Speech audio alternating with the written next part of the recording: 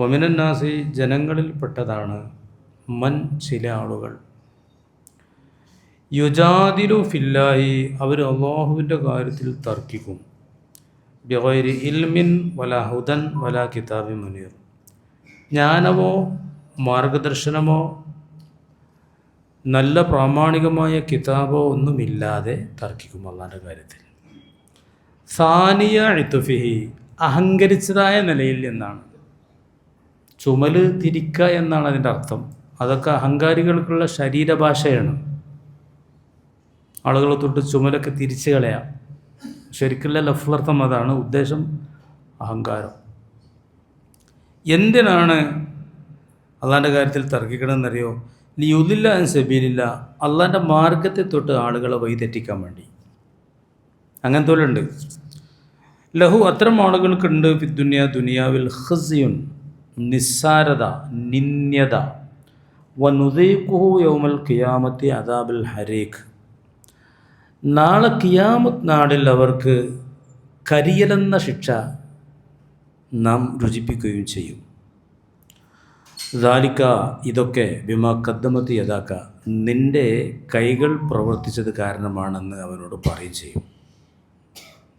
നരകത്തിൽ കരിയിലെന്ന ശിക്ഷ അങ്ങനെ കൊടുത്തിട്ട് പറയും ഇതൊക്കെ നിൻ്റെ കയ്യിരിപ്പ് കാരണമാണ്.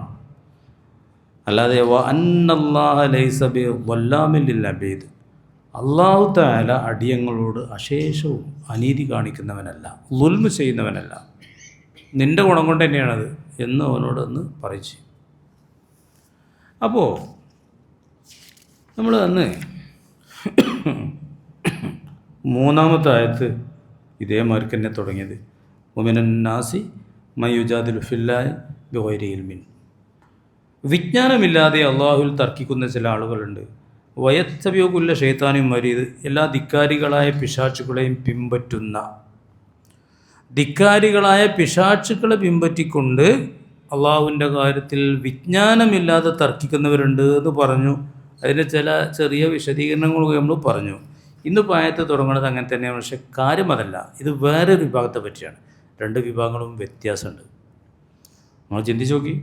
ഇവിടെ പറയണത് എന്താ വെച്ചാൽ, ഇവിടെ ആളുകളെ വഴിതെറ്റിക്കാൻ വേണ്ടി തർക്കങ്ങൾ ഉണ്ടാക്കുന്ന ആളുകളാണ്.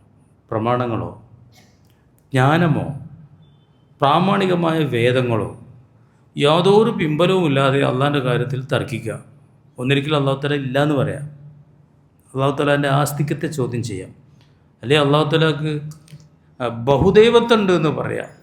അതല്ലെങ്കിൽ അള്ളാഹു തആല അവതരിപ്പിച്ചെന്ന ആ ശരീഅത്തിൽ തർക്കങ്ങളും കുതർക്കങ്ങളും ഒക്കെ ഉണ്ടാക്കുക. അത് ശരിയല്ല, കാലികമല്ല, പ്രസക്തമല്ല. ഈ മൂന്ന് കാര്യങ്ങളാണ് അള്ളാഹിൻ്റെ മാർഗ്ഗത്തിൽ തർക്കിക്കൽ എന്ന് ഞാൻ പറഞ്ഞിട്ടുണ്ട്. ആ തർക്കിച്ചിന് ആളുകൾ മോട്ടന്മാരായ പിശാചുകളെ പിന്തുടർന്ന് തർക്കിച്ച ആളുകളാണ്, വല്ല അണികളാണ്. ഇതിൻ്റെ നേതൃത്വമാണ്. അതാണ് മാറ്റം. രണ്ടുമില്ലേ ആളുകളുടെ കൂട്ടത്തിൽ? അതിനൊക്കെ നേതൃത്വം വഹിക്കുന്നവരുണ്ട്, ആ ക്ലാസ് പൊടുന്നവരും ഉണ്ട്. ഇല്ലേ? അങ്ങനെയല്ലേ വസ്തുത? നിരീശ്വരത്വത്തിന് ക്ലാസ് എടുക്കാൻ പോകുന്നവരില്ലേ? അതിൽ ആളുകൾ ക്ഷണിച്ച് അങ്ങനെ അവരെ പറ്റിയാണ് ഇന്ന് പറയുന്നത്. അത് നിരീശ്വരത്വമാണെങ്കിലും ബിദ്അത്താണെങ്കിലും ഏത് പഴച്ച പരിപാടിയാണെങ്കിലും അതിനൊക്കെ നേതൃത്വം വഹിക്കണവരും ക്ലാസ് എടുക്കണവരും ആളുകളെ പഴപ്പിക്കണവരും പറഞ്ഞിട്ടൊരു കൂട്ടക്കാർ അങ്ങനെ ഉണ്ട്. അത് കേട്ട് പേക്കണ കൂട്ടക്കാർ വേറെയുണ്ട്. അത് അണികൾ.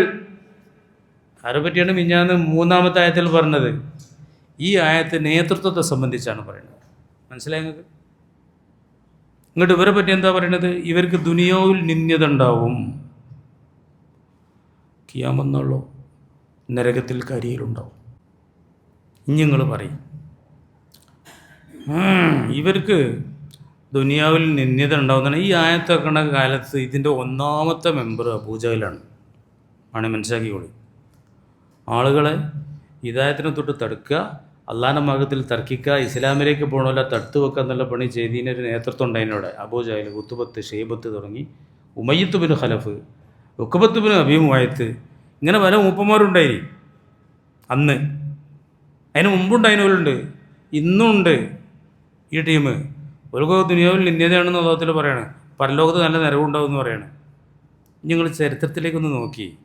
ഞാൻ എപ്പോഴും പറയുന്നത് പോലെ ഈ യാഥാർത്ഥ്യത്തിൻ്റെ വ്യക്തമായ സാക്ഷ്യം ചരിത്രമാണ്. മുഅ്മിനീങ്ങളെ, ചരിത്രത്തിലേക്ക് നോക്കി അബൂജഹലിൻ്റെ കാര്യം തന്നെ പറയാം.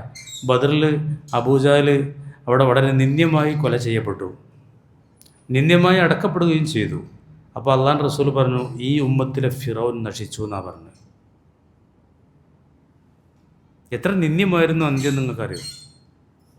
വലൈക്കും സ്ലാം. സയ്യിദ് നബി വക്കാസ് റളിയല്ലാഹു അൻഹു പറയാണ്, ബദർ യുദ്ധത്തിന് അങ്ങനെ നിൽക്കുമ്പോൾ എനിക്കിങ്ങനെ ഒരു 2 സൈഡുക്കും നോക്കുമ്പോൾ 2 ചെറിയ പയ്യന്മാരാണ്. ഒരു നല്ല പോരാട്ടം നടത്താൻ തൊട്ടടുത്തുള്ള ഒരു ഉഷാറുള്ളവരും വേണ്ടേ. അങ്ങനെ ഞാനിങ്ങനെ ഒരു വിഷമത്തിൽ നിൽക്കുകയാണ്. കുറച്ച് കഴിയുമ്പോൾ വലത്തേ ഭാഗത്തുള്ള കുട്ടീനോട് പറയാണ്, ഈ അബൂജഹലിനെ കാണിച്ചു തരണം. കുറച്ച് കഴിയുമ്പോൾ ഇടത്തേ ഭാഗത്തെ കുട്ടിയും പറഞ്ഞു, എനിക്ക് അബൂജഹലിനെ കാണിച്ചു തരണം, ഞങ്ങൾ നബിനെ നല്ലോണം എതിർത്തിനെ ആളാന്ന് ഞാൻ കേട്ടിട്ടുണ്ട്. എന്തിനാ ഞങ്ങൾക്ക് ഓനെ കണ്ടാൽ കൊല്ലണമില്ലേ, ആ മാർഗത്തിൽ ഞങ്ങൾക്ക് കൊല്ലപ്പെടണം, അതിനാണ് പറഞ്ഞത്. കുറച്ച് കഴിഞ്ഞപ്പോൾ അബൂജഹലിനെ ഇങ്ങനെ കണ്ടു, ആജാനുബാഹുവായി ആരുടെ നിന്നാലും കാണും ചങ്ങായിനെ. അത് കാണിച്ചു കൊടുത്തു. 2 കുട്ടികളും നരികൾ സിംഹത്തിൻ്റെ മരുക്ക് പോയിട്ട് ഏറ്റുമുട്ടി അബൂജഹലിനെ വീഴ്ത്തി. അബൂജഹലിന് ഏറ്റവും വലിയ സംഘടന ഇതാണ്, ഈ പൈതങ്ങളെ കൊണ്ട് അറുകൊല ചെയ്യപ്പെടേണ്ടി വന്നല്ലോ എന്നുള്ളത്. പിന്നെ ആര് കൂടി കൊടുത്തും ചെയ്തു, അമ്മാറും അതുപോലെ തന്നെ ബിലാലും റളിയല്ലാഹു അൻഹുമ. അവരെയൊക്കെ ഈ അബൂജഹലും മക്കത്ത് വെച്ച് വിശ്വാസത്തിൻ്റെ വലിയ പീഡിപ്പിച്ചിരുന്ന ആളുകളാണ്. അവരും ആ കൊലയിൽ പങ്കാളികളായിട്ടുണ്ട്. ഓലെ അതിന് പക പോക്കിയതാണ്. വളരെ നിന്ദ്യമായ അന്ത്യം. അങ്ങോട്ട് കൊണ്ടുപോയിട്ട് ആ പൊട്ടങ്കത്തിലേക്ക് കൊണ്ടുപോയിട്ടു. 10 എവണ്ണുണ്ടേ, എന്താ കാട്ടണ്ടേ, അങ്ങനെ തന്നെ ചെയ്യാൻ പറ്റുള്ളൂ. ആ കൂട്ടത്തിൽ ഉത്തുബത്ത് ഉണ്ടായിന് മുഅ്മിനീങ്ങളെ, ഖുറൈശികളെ വലിയൊരു നേതാവായിരുന്നു ഉത്തുബത്ത്. ഉത്തുബത്തിനെ കൊണ്ടുപോയി ഇങ്ങനെ ഇടുന്നുണ്ട്. അപ്പം മകൻ അപ്പുറത്തുനിന്ന് മകൻ്റെ മുഖത്ത് അതിൻ്റെ ഒരു വിഷമമുണ്ടായി. മകൻ അബൂ ഹുദൈഫയാണ്, മുഅ്മിനാണ്. അപ്പോൾ റസൂലുള്ളാഹി കണ്ടു. പിതാവിന് അങ്ങനത്തെ ഒരു അവസ്ഥ ഉണ്ടായാലും സങ്കടം ഉണ്ടോയെന്ന് ചോദിച്ചു. അപ്പോൾ മകൻ പറഞ്ഞെന്താണെന്നറിയോ, അങ്ങനല്ല നബിയെ, പാപ്പ നല്ല ബുദ്ധിജീവി, നല്ല തൻ്റെ ഇടം അഭിപ്രായ സുബദ്ധതയ്ക്കുള്ള ആളായിരുന്നു. ഇത്ര നിന്ദ്യമായൊരു മരണം ആക്കിബത്ത് ഉപ്പാക്കുണ്ടാവുന്ന ഒരിക്കലും ഞാൻ പ്രതീക്ഷിച്ചിരുന്നില്ല. സത്യത്തിലേക്ക് ഉപ്പാനെ അള്ളാഹു തആല വഴി നടത്തുമെന്നായിരുന്നു എൻ്റെ പ്രതീക്ഷ എന്ന്. ആ സങ്കടമാണ് എനിക്ക്. അബൂ ഹുദൈഫ റളിയല്ലാഹു അൻഹു, ഇതൊക്കെ സംഭവമാണ്, ഇതൊക്കെ ബദറിലുണ്ടായതാണ് മുഅ്മിനീങ്ങൾ. ഈ ഉത്തുബത്തൊക്കെ ഖുറൈശികളെ പ്രതിനിധിയായിട്ട് റസൂലുള്ളാഹിനെ കാണാൻ വന്നിരുന്നു. റസൂലുള്ളാഹിക്ക് പല നിലക്കുള്ള പ്രകോപനങ്ങളൊക്കെ ഉണ്ടാക്കിയിട്ടുണ്ട് അവർ. അപ്പോൾ ഖുറൈശികളൊക്കെ പാടെ അബൂജഹൽ അടക്കം വന്നാണ്ട് അബൂ താലിബിൻ്റെ അടുത്ത് വന്നിട്ട്, ഞങ്ങൾക്ക് പിന്നെ പറ്റില്ല, നിങ്ങൾ സംരക്ഷണം കൊടുക്കരുത്, ഞങ്ങൾക്ക് ഇങ്ങനെ വിട്ടാൽ പറ്റില്ല, ഞങ്ങൾക്ക് എന്ത് വേണമെങ്കിലും ചെയ്തു കൊടുക്കാം, പക്ഷേ ഈ ഞങ്ങൾ ദൈവങ്ങൾ പറയുന്ന പരിപാടി നിർത്തി വെക്കണം എന്ന് പറഞ്ഞു. അങ്ങനെ അബൂ താലിബ് കുടുങ്ങിയില്ല. അബൂ താലിബ് വിളിച്ചു റസൂലുള്ളാഹിനെ. വിളിച്ചിട്ട് ഈ ആളുകളുടെ നിർദ്ദേശം പറഞ്ഞു. നമ്മുടെ മാന്യന്മാരാണ്, നാട്ടിൻ്റെ പ്രമുഖരാണ്, വന്നിട്ട് ഇങ്ങനെയൊക്കെ ഒരു അഭിപ്രായം പറയുന്നുണ്ട്, മോനതൊന്ന് സഹകരിച്ചൂടെ എന്ന് റസൂലുള്ളാഹിനോട് ചോദിച്ചു. അല്ലേ, ഇങ്ങനെയൊക്കെ ഉണ്ടായി. അപ്പം നബിതങ്ങൾ പറഞ്ഞെന്താണെന്നറിയോ, റസൂലുള്ളാഹിൻ്റെ ധീരോദാത്തമായ ഒരു മറുപടി ഉണ്ടായി. എൻ്റെ വലത്തെ കയ്യിൽ സൂര്യനും ഇടത്തെ കയ്യിൽ ചന്ദ്രനെയും വെച്ച് തന്നാൽ പോലും ഈ ഉദ്യമത്തിൽ നിന്ന് പിന്മാറുന്ന പ്രശ്നമല്ല. ഒന്നിരിക്കൽ ഈ ഉദ്യമമായിട്ട് ഞാൻ മുന്നോട്ട് പോകും, അല്ലെങ്കിൽ ആ മാർഗത്തിൽ ഞാൻ കൊല്ലപ്പെടും. വേറെ വർത്താനമല്ലായിരുന്നു. അതിൽ അബൂ താലിബ് പറഞ്ഞു, ആയിക്കോട്ടെ പാൻകുട്ടി, അങ്ങനെ തന്നെ പോയാൽ മതി, ആരും തൊടൂല എന്ന് പറഞ്ഞു. അതിൽ പിന്നെ ഒരു പ്രലോഭനമായിട്ട് വന്നു. ഞാൻ ഉത്തുബത്തിനാണ് പറഞ്ഞത്. ഈ ഉത്തുബത്ത് ഭയങ്കര ബുദ്ധിമാനായിരുന്നു. ഉത്തുബത്ത് ഇങ്ങനെ വന്നിട്ട് റസൂലുള്ളാഹിനോട് ഇങ്ങനെ നല്ല മയത്തിൽ പറഞ്ഞു, എന്ത് വേണമെങ്കിലും ഞങ്ങൾ തരാം, ഏത് ജാതി സുന്ദരികൾ ഞങ്ങൾ കെട്ടിച്ച് തരാം, അധികാരം വേണമെങ്കിൽ തരാം, എന്നാലും ഈ പരിപാടി നിർത്തണം എന്ന് പറഞ്ഞു. റസൂലുള്ളാഹി ഒരു ഖുർആൻ്റെ ഒരു സൂറത്ത് അങ്ങോട്ട് ഓതി കൊടുത്തു. അതാണ്ട് ഓതി കൊടുത്തതിൽ ഇയാൾക്ക് അത് സത്യം എന്നാണ് തോന്നി. ഖുറൈശികളുടെ അടുത്ത് എന്നാണ്ട് ഉത്തുബത്ത് പറഞ്ഞു, നമ്മളെ ഇതിനെ എതിർക്കാൻ നിൽക്കണ്ട, എന്തെങ്കിലും ആയിക്കോട്ടെ, വിജയിക്കുകയാണെങ്കിൽ മുഹമ്മദ് നമ്മളെ സ്വല്ലല്ലാഹു അലൈഹി വസല്ലം നമ്മളെ ബാക്കിയല്ലേ, ആ ഇസ്സത്ത് നമുക്ക് തന്നെ ഇക്കാരം, അല്ലെങ്കിൽ ആരെ ചെയ്യണം, നമ്മളതിനെ എതിർക്കാൻ പോകണ്ടെന്ന് ഇയാൾ. ആര്? ആ ഉത്തുബത്തത്. ആ ഉത്തുബത്ത് ബദറിൽ കൊല്ലപ്പെട്ട ചരിത്രമൊക്കെ ഉണ്ട്. ഇതൊന്ന യുദ്ധത്തിൽ, ഞാൻ ആ ചരിത്രത്തിലേക്കൊന്നും പോകണല്ല, വിഷയം നമുക്ക് വരികയാണെങ്കിൽ ഇൻഷാ അല്ലാഹ് പിന്നെ പറയാം. ആ ഉത്തുബത്തിനെ ആ പൊട്ടങ്കട്ടേക്ക് കണ്ടിട്ട് മകൻ്റെ മുഖത്ത് ഉണ്ടായി. ഞാൻ ഇന്നലെ പറഞ്ഞതേ, ബാപ്പാക്കെതിരെയാണ് മക്കളൊക്കെ നിൽക്കണതേ. ആ മുഅ്മിനീങ്ങൾ ബാപ്പാൻ്റെ ഒപ്പമല്ല നിൽക്കുക. ബാപ്പ അസത്യത്തിലാണെങ്കിൽ അത് തരുമ്പും വില വെക്കാതെ മക്കൾ സത്യത്തിൻ്റെ കൂടെ അടിവെച്ച് നിൽക്കുകയാണ്. ഞാൻ പറയണത് ആ അബൂജഹലിനും അബൂലഹബിനൊക്കെ വളരെ നിന്ദ്യത ദുനിയാവിൽ ഉണ്ടായില്ലേ. ഞാൻ ചരിത്രത്തിൽ പറയേണ്ട ആവശ്യമില്ലല്ലോ. ഞാൻ എപ്പോഴും പറയലുണ്ട്, മക്കത്ത് പോയിട്ടുണ്ടെങ്കിൽ ഒരു കക്കൂസിൻ്റെ പേരെന്താണ്? അബൂജഹലിൻ്റെ കക്കൂസ് എന്നാണ്. കണ്ടണോ? കണ്ടില്ലല്ലോ. ആരും കാണിച്ചു തന്നില്ല. റൂം 2000 റൂമുള്ള വലിയ കക്കൂസാണ്. പഴയ ആളുകളൊക്കെ പറയും നമ്മൾ അബൂജാലിൻ്റെ ഒരു കക്കൂസിന് ആ പേരിട്ടൊക്കെയാണ്. ആ അയാൾ വീടുന്നതിൻ്റെ സ്ഥലമാണെന്നാണ് പറയുന്നത്. സൗദി ഗവൺമെൻറ് ഇട്ട പേരാണോ അതാ നമ്മൾ മലയാളികളിട്ട പേരാണെന്ന് അറിയില്ല. ഏതെങ്കിലും അങ്ങനെയാണ് എല്ലാവരും പറയില്ല. അബൂജാലിലൊക്കെ ഞാൻ ഇപ്പോൾ ഇന്നാൾ പോയപ്പോഴും പോയ അവിടെ അത് നല്ല സൗകര്യമാണ്. ഇപ്പോൾ തവാഫൊക്കെ ചെയ്ത് സൈൻ ചെയ്ത് കഴിഞ്ഞാൽ ആ മറവിന്ന് നേരെ പോകാൻ അടുത്തുള്ള കക്കൂസ് തന്നെയാണ്. അതാണ് ആ കക്കൂസ്. പോയിട്ടുണ്ടാവും, പോയിട്ടുണ്ടാവും അവിടെ. സാറ് പോയിട്ടുണ്ടാവും തന്നെ. അയാളെ മകൻ ഉണ്ടായിന് മോമിനിങ്ങളെ ഇക്രിമ, ഇസ്ലാമിൻ്റെ ഏറ്റവും വലിയ ഒരു അനുയായിയായിട്ട് മാറി. യർമൂക്കിൽ അദ്ദേഹം ഷഹീദായി, രക്തസാക്ഷിത്വം വരിച്ചു ഇസ്ലാമിന് വേണ്ടി. വലിയ ചരിത്രമാണ് അദ്ദേഹം ഇസ്ലാമിലേക്ക് വന്നൊക്കെ. ഉഹുദിലും നമുക്ക് വലിയ പെരുക്കുണ്ടാക്കിയ ആളാണ്. ആ മലിൻ്റെ പുറത്തൂടെ എന്താണ് ഉണ്ടാക്കിയത്? ഈ ഇക്രിമയും ആരുമാണ് ഖാലിദുമാണ്. ഖാലിദ് വലീദ്, ആ രണ്ടാളാണ്. പിന്നെ മക്ക ഫത്ഹാക്കാൻ ചെന്നപ്പോഴും ഈ ഇക്രിമ നേരിട്ടിക്കണ്. മക്ക ഫത്ഹാക്കാൻ വേണ്ടി റസൂൽ ചെന്നപ്പോൾ ഒരു 8ാം കൊല്ലത്തിലും നേരിട്ടാണ്. മാസങ്ങൾക്കൊക്കെ മതിയും ഇസ്ലാമിലേക്ക് വന്നു. ഇസ്ലാമിലേക്ക് വന്നിട്ട് പിന്നെ റസൂലുള്ളാഹിനോട് പറഞ്ഞതാണ്, ഞാൻ എത്ര ഇസ്ലാമിനെ എതിർത്തോ അതിൻ്റെ ഒക്കെ പലിശ സഹിതം ഞാൻ ഇസ്ലാമിന് വേണ്ടി നിലകൊള്ളും എന്ന് പറഞ്ഞു. അങ്ങനെ ഖാലിദിൻ്റെ കൂടെ യർമൂക്ക് യുദ്ധത്തിൽ അദ്ദേഹം പിന്നെ പടപൊരുതാണ്. അപ്പം ശത്രു നിരയിലേക്ക് അദ്ദേഹം ആ ശത്രു മധ്യത്തിലേക്ക് ഇരച്ച് കയറാണ്. അപ്പോൾ ഖാലിദ് പറഞ്ഞു, നിങ്ങളങ്ങനെ പോകരുത്, നിങ്ങളൊക്കെ നേതാക്കന്മാരോട് ആവശ്യമുണ്ടെന്ന് പറഞ്ഞപ്പോൾ ഖാലിദിനോട് ഇക്രിമ പറഞ്ഞത്, നിങ്ങൾക്കൊക്കെ അല്ലാഹു റസൂലിൻ്റെ കൂടെ കുറേ യുദ്ധം ചെയ്യാൻ അവസരം ഉണ്ടായിട്ടുണ്ട്, എനിക്കത് ഉണ്ടായിട്ടില്ല, അതുകൊണ്ട് എനിക്ക് അത് ചെയ്യണം എന്ന് പറഞ്ഞിട്ട് അവിടെ ഷഹീദായി. വലിയ ചരിത്രമാണ്. ആരുടെ മകനാണ്? അബൂജഹലിൻ്റെ മകനാണ്. ഇതിലാറ് വലിയ നിന്യത ഭാരതത്തിലുണ്ടോ? സ്വന്തം മക്കൾ, സ്വന്തം ബാക്കിക്കാരൊക്കെ അവർ ഏതൊരു പ്രസ്ഥാനത്തിൻ്റെ ശത്രുക്കളായിരുന്നോ ഈ വാപ്പാർ, ആ പ്രസ്ഥാനത്തിൻ്റെ സജീവ പ്രവർത്തകരായി മാറി. അബൂലഹബിൻ്റെ കാര്യം ഞാൻ എപ്പോഴും പറയലുണ്ട്. അബൂലഹബിൻ്റെ മക്കളൊക്കെ മുസ്ലിങ്ങളായി. ആദ്യം മകൾ ഹിജ്റ പോയി, പിന്നെ ആ മക്കളൊക്കെ മുസ്ലിങ്ങളായി. വിശ്വസിക്കാത്ത ഒരുത്തുണ്ടായിനി, അവനെ നരി കടിച്ചും ചെയ്തു. റസൂലുള്ളാഹി പറഞ്ഞ പോലെ ഇങ്ങനെ വലിയ നിന്ദയാണ് ഇവർക്കൊക്കെ ഉണ്ടായത്. ആർക്ക്? ആ ടീമിനൊക്കെ ഉണ്ടായത്. അബൂജഹലിനും അബൂലഹബിനും ഉത്ബത്തിനും ഷൈബത്തിനും ഉമയ്യത്തുബിൻ ഖലഫിനും ഒക്കെ ഉണ്ടായത് അതാണ്. എല്ലാ കാലത്തും ഉണ്ടായത് അങ്ങനെ. ഫിറോൻ്റെ നിങ്ങളൊന്ന് ആലോചിച്ച് നോക്കുകയാണ്.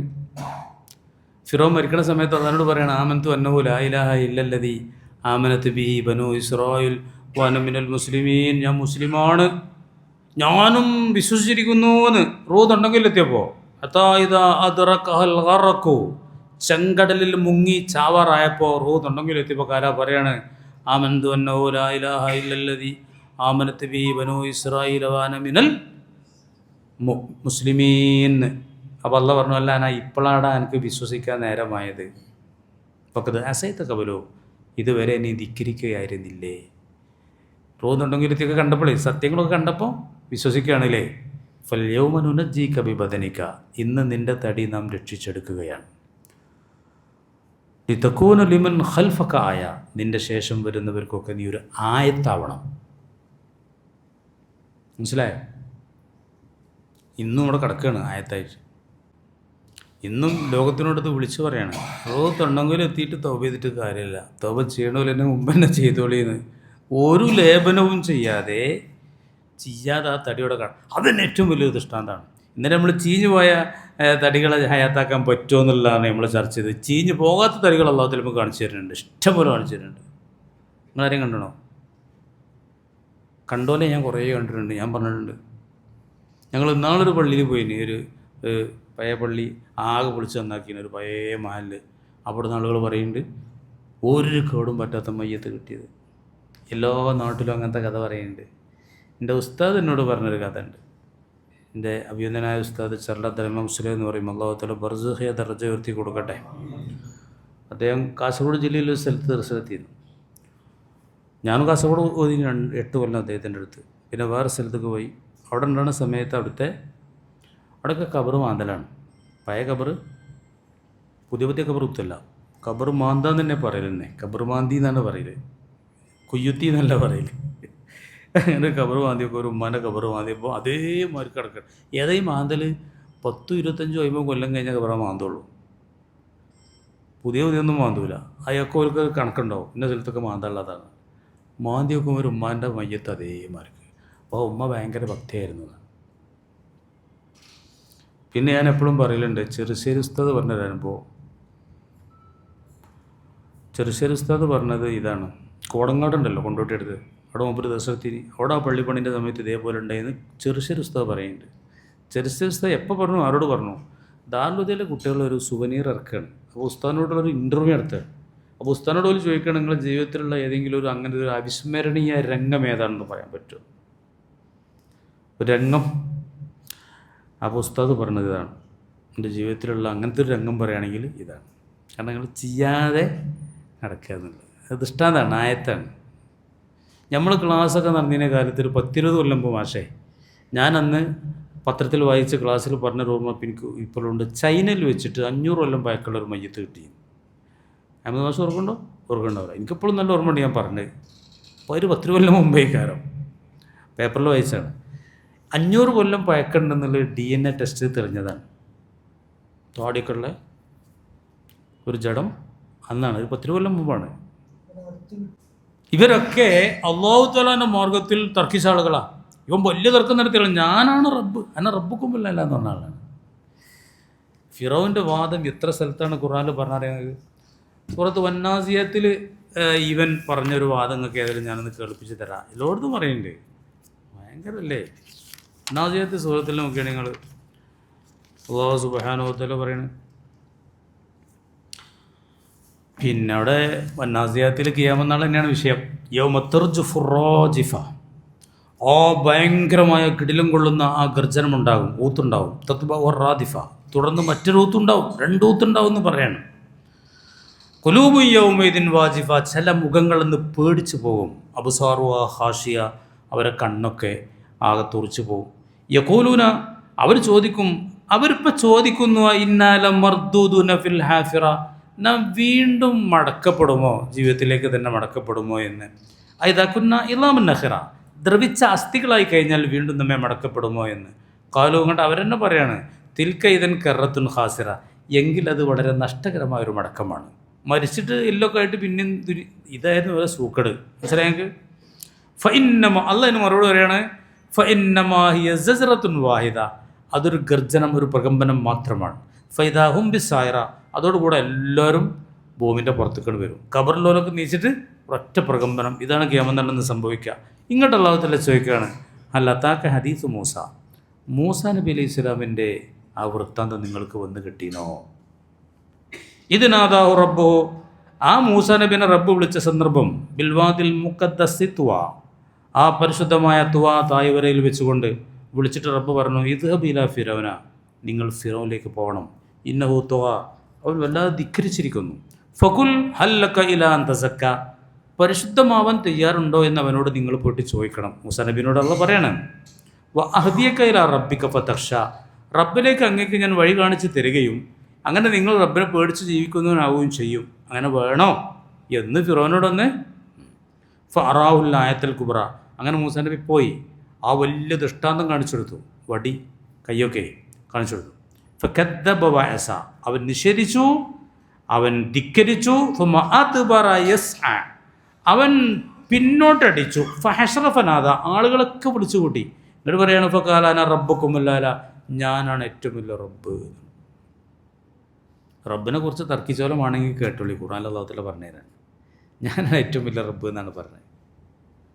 റബ്ബിനെ കുറിച്ച് തർക്കിക്കുന്ന ആളുകൾ ഉണ്ട് കാരണമല്ലോ, പോലെ നേതാവാണിത്. ഞാനാണ് ഏറ്റവും വലിയ റബ്ബ്. അപ്പം ഇഹത്തിൻ്റെയും പരത്തിൻ്റെയും ശിക്ഷ കൊണ്ട് അല്ലാഹു അവനെ പിടികൂടി. ഇന്ന ഫീ ദാലിക ലഇബ്റത്തൻ ലിമൻ യഖ്ഷ, ഇതിലൊക്കെ പേടിക്കുന്ന ആളുകൾക്ക് നല്ല ദൃഷ്ടാന്തങ്ങളുണ്ട്. കുറച്ച് പടച്ചോനെ പേടിയൊക്കെ വേണം. അങ്ങനത്തെവർക്ക് ഇതിലൊക്കെ ഈ സംഭവത്തിലൊക്കെ വലിയ ഇങ്ങോട്ട് ഖിയാമത്ത് നാളിൻ്റെ നല്ലൊരു ചിത്രമാണ് പിന്നെ പറയണത് കേട്ടോ. ഞാൻ അതിലേക്ക് പോകണില്ല. നമ്മൾ വിഷയം എന്താ വെച്ചാൽ, ഇങ്ങനെ ചില ആളുകളുണ്ട് അള്ളാഹിനെ പറ്റി തർക്കിച്ച, അള്ളാഹുവിൽ തർക്കിക്കുക, എന്നിട്ട് അതിന് നേതൃത്വം വഹിക്കുക, അതിലേക്ക് ആളുകളെ ആ തർക്കത്തിലേക്ക് നിഷേധത്തിലേക്കും നയിക്കുന്ന ചില ആളുകളുണ്ട് ഇന്നത്തെ കാലഘട്ടത്തിൽ. പിന്നെ അത് മനുഷ്യരിൽപ്പെട്ട പിശാചുക്കളുണ്ട്, ജിന്നുകൾപ്പെട്ട പിശാചുക്കളുണ്ട്. സൂറത്ത് അന്നാമിൽ അല്ലാഹു തആല പറഞ്ഞിട്ടുണ്ട്, വകദാലിക ജഅൽനാ ലികുല്ലി നബിയ്യിൻ അദുവൻ, എല്ലാ പ്രവാചകന്മാർക്കും നാം ശത്രുക്കളെ ആക്കിയിട്ടുണ്ട്. പ്രവാചകന്മാരുടെ മാർഗത്തിൽ, പ്രവാചകന്മാരുടെ പ്രബോധനത്തിൻ്റെയും ദൈവത്തിൻ്റെയും മാർഗത്തിൽ ശത്രുക്കളായിട്ട് ശയാത്തീനൽ ഇൻസി വൽ ജിന്നി, മനുഷ്യരിൽ നിന്നും ജിന്നിൽ നിന്നുമുള്ള ശൈത്താന്മാരെ.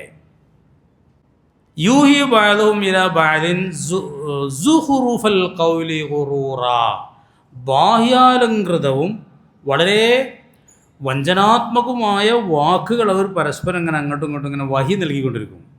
അങ്ങനത്തെ ആളുകൾ മനുഷ്യന്മാരുടെ കൂട്ടത്തിലുണ്ട്. ചിലരൊക്കെ പറയും നല്ല ബാഹ്യാലങ്കൃതവും വഞ്ചനാത്മകവുമായ ചില വാക്കൊക്കെ പറയും. ഇപ്പോൾ ഉദാഹരണമായിട്ട്, ഇജിപ്പോൾ തന്നെ അങ്ങനെ മുസാഫിൻ്റെ നടക്കണമെന്ന് ആവണ്ട പറയില്ലേ ചിലർ. അതൊക്കെ അതിൽപ്പെട്ട ആളുകളാണ്, ഈ ഗണത്തിൽപ്പെട്ട ആളുകളാണ്. അല്ലെങ്കിൽ ഒരാൾ ശരിക്കും നടക്കണമെന്ന് പറയുകയാണ്. ഇപ്പോൾ ഇതൊക്കെ എന്നോടൊരിതിൽ പറഞ്ഞതാണ് ഞാൻ ഈ പറയണത്, എന്നോട് അനുഭവങ്ങൾ പറഞ്ഞു. ഒരാളെ പെണ്ണുങ്ങളിങ്ങനെ നല്ല ഹിജാബിലൊക്കെ നടക്കുകയാണ്. നല്ല ഹിജാബ് പറഞ്ഞാൽ അളിയന്മാർക്കൊന്നും അടുക്കളയ്ക്ക് വരാൻ പറ്റില്ല, അതാണ് ഹിജാബ്. അളിയന്മാർക്ക് പെങ്ങന്മാരെ ഭർത്താക്കന്മാരൊക്കെ വന്നാൽ അടുക്കളയ്ക്ക് വെളുത്ത് ചിലവും വല്ലതും അങ്ങനെ ഹിജാബിലൊക്കെയാണ്. അപ്പോൾ എൻ്റെ പെങ്ങന്മാർ ഓളോട് ചോദിക്കുകയാണല്ലോ, എടി എനിക്ക് എന്തെല്ലാം സംഗതികളൊക്കെ കയ്യാളതാണ്, ഇപ്പം തന്നെ ഇങ്ങനെയൊക്കെ ആവണം, കുറച്ച് മരിച്ചാനായിട്ടൊക്കെ ആക്കും പോലെയൊക്കെ ഇതൊക്കെ പറയില്ലേ. ഇതൊക്കെ അതിൽ പെട്ടാണ്. ഞാൻ 2 ഉദാഹരണം പറഞ്ഞു മാത്രം ഇല്ലേ. മനുഷ്യൻ നന്നാണൽ എന്താക്കുക, തടുക്കുക. പ്രവാചകന്മാർ ചെയ്ത ദൗത്യത്തിൽ ശത്രുക്കളായിട്ട് അതിന് എതിരായിട്ട് നിൽക്കുക. ആ എതിരായിട്ട് നിൽക്കുന്ന മനുഷ്യന്മാരുണ്ട്. അതിൽപ്പെട്ട വലിയ നേതാക്കന്മാരാണ് ഞാൻ ആദ്യം പറഞ്ഞത്, ഏത് ഫിറൗനും അബൂജഹലിനൊക്കെ പറഞ്ഞത്. പിന്നെ ഇങ്ങനെ ഈ പറച്ചിലാരൊക്കെ ഉണ്ടല്ലോ, ഇതൊക്കെ പെട്ടതിനാണ് മനസ്സിലാക്കിയുള്ളൂ. നിരുത്സാഹപ്പെടുത്തുക. ഒരു കുട്ടി നന്നാൻ പുറപ്പെടുമ്പോൾ ഇപ്പം തന്നെ വേണ്ട, കുറച്ച് കഴിഞ്ഞിട്ടൊക്കെ ചിലപ്പോൾ വാപ്പന്നെ പറയും, ചിലപ്പോൾ വാപ്പന്നെ ഈ കാര്യം പറയത്, ഇപ്പം തന്നെ ഇങ്ങനെ ഈ കുറം ക്ലാസ്സിലൊന്നും പോയാൽ പറ്റില്ല കേട്ടോ. അതൊക്കെ ഈ വകുപ്പപ്പെട്ടതാണ് മുഅ്മിനീങ്ങൾ. ഓർക്കൊക്കെ ഉള്ള മറുപടിയാണത്. എന്താ പറയുക, ലഹു ഫിദ്ദുനിയാ ഖിസ്യ. ഇനി ഇതിൻ്റെ ഒരു കാരണം കൂടി പറഞ്ഞാൽ നല്ലോണം ശ്രദ്ധിച്ചോളൂ, അത് നിങ്ങൾ മറക്കരുത്. എന്താണല്ലോ, സാനിയ എഴുത്തുഫിഹി, പെരടി ചരിക്കുകയാണ് ഇവർ എന്ന് വെച്ചാൽ അഹങ്കാരമാണ് കാരണം, കിബറാണ് ഇതിൻ്റെ കാരണം എന്നാണ്.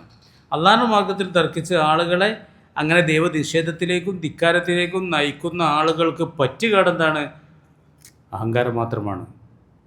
ആയാത്തുകളുടെ യാതൊരു കമ്മിയല്ല, തെളിവുകളുടെ കമ്മിയേ ഇല്ല. തെളിവുകൾ നമ്മൾ ഇന്നലെ പറഞ്ഞില്ലേ, ഇന്നലെ ഒരു തെളിവ് പറഞ്ഞിട്ടുള്ളൂ. ഏത്? മണ്ണിൽ നിന്ന് മനുഷ്യൻ്റെ തുടക്കം അല്ലാഹു തആല അതന്നെ പോരെ കിയാമത്ത് അള്ളാഹ് മരിച്ച ആളുകളെ ജീവിപ്പിക്കാൻ കഴിയുന്നുള്ളതൊക്കെ തെളിവായിട്ട് അതന്നെ മതി. പിന്നെ ഇതിൽ വേറെ തെളിവുണ്ടായിരുന്നു, നമ്മളിന്നലെ പറഞ്ഞിട്ടില്ലല്ലോ.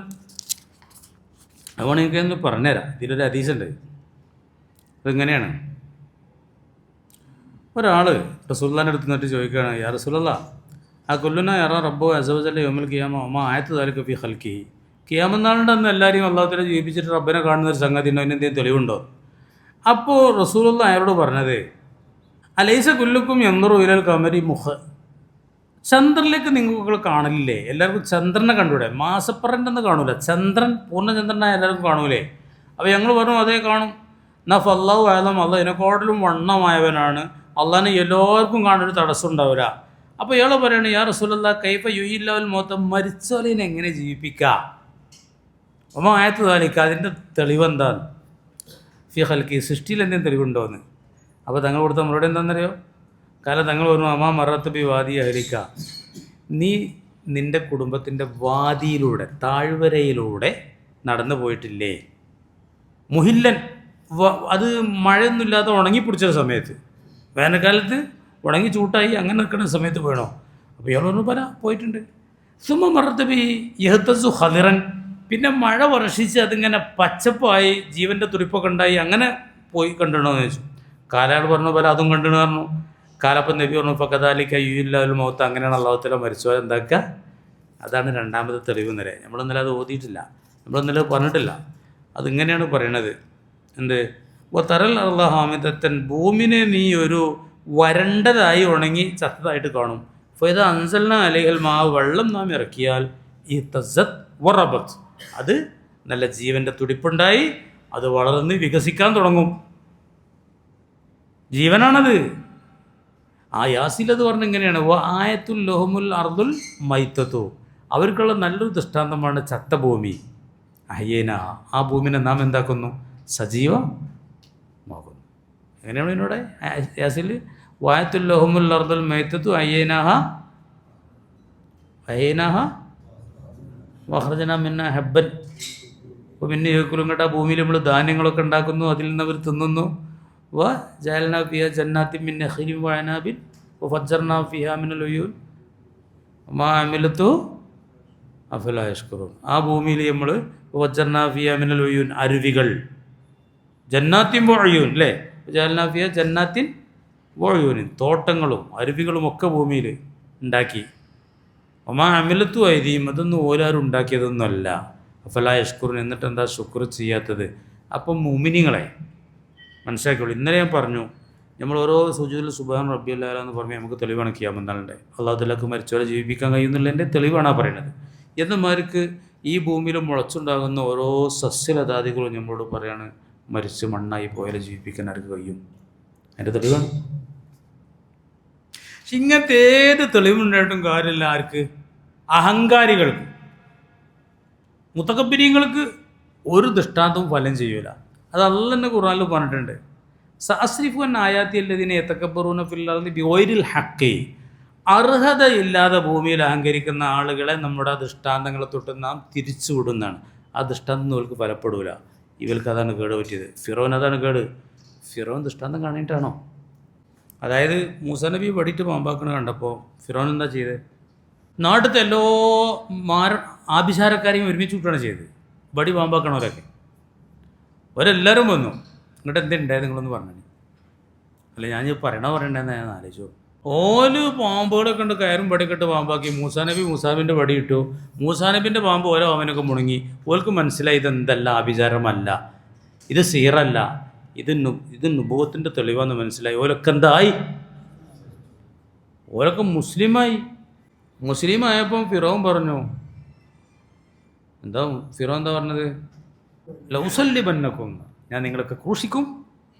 വല ഉഖത്തിയന്ന ഐദിയക്കും വാർജുലക്കും മിൻ ഖിലാഫ്, നിങ്ങളുടെ കൈകാലുകൾ ഞാൻ മുറിക്കും, കജ്ജും കാലും ഞാൻ മുറിക്കും, ക്രൂശിക്കും എന്ന് പറഞ്ഞു, ഒക്കെ കൊല്ലും എന്ന് പറഞ്ഞു.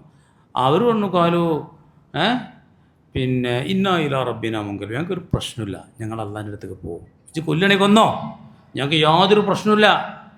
റസൂലുള്ളാഹി പറയാണ്, രാവിലെ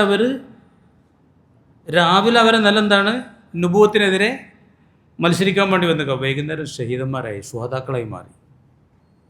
ഓലും മരിക്കാൻ തയ്യാറായി. കയ്യും കാലും മുറിച്ചിട്ടും ക്രൂശിച്ചിട്ടും ഓലും എന്തായില്ല, ആ വിശ്വാസമില്ലെന്ന് ഓലും ഒരിക്കലും. പിന്നെ അപ്പോൾ അതിനത്ര വലിയ ദൃഷ്ടാന്തമാണ് ആര് കാണിച്ചു കൊടുത്തത്? മൂസാ നബി. ഓൽക്കത് ബോധ്യമായി. ഓല് ഫിറോൻ്റെ ആളുകളായിട്ട് വന്നതാ, ഫിറോൻ്റെ സമ്മാനം മോഹിച്ച് വന്നതാ. ഓലൊക്കെ മുഅ്മിനായി. ഫിറോനായോ? എന്താ കാരണം? അത് പറയുങ്ങൾ അഹങ്കാരമാണ്. അതാണ് ഇവിടെ പറയണത്. സാനിയഅ്തു ഫിഹി, അഹങ്കാരമാണവനെ. അഹങ്കാരികൾക്ക് ആയത്തുകൾ ഫലം ചെയ്യൂല. ഏറ്റവും വലിയ അപകടം അഹങ്കാരമാണ്. മുഅ്മിന് അണുമണി തൂക്കം അഹങ്കാരമുള്ളവൻ സ്വർഗത്ത് കിടക്കൂല എന്ന് റസൂൽ പറഞ്ഞു. നമ്മളെ കാര്യം കുറച്ച് ബേജാറ് തന്നെയാണ് അല്ലേ?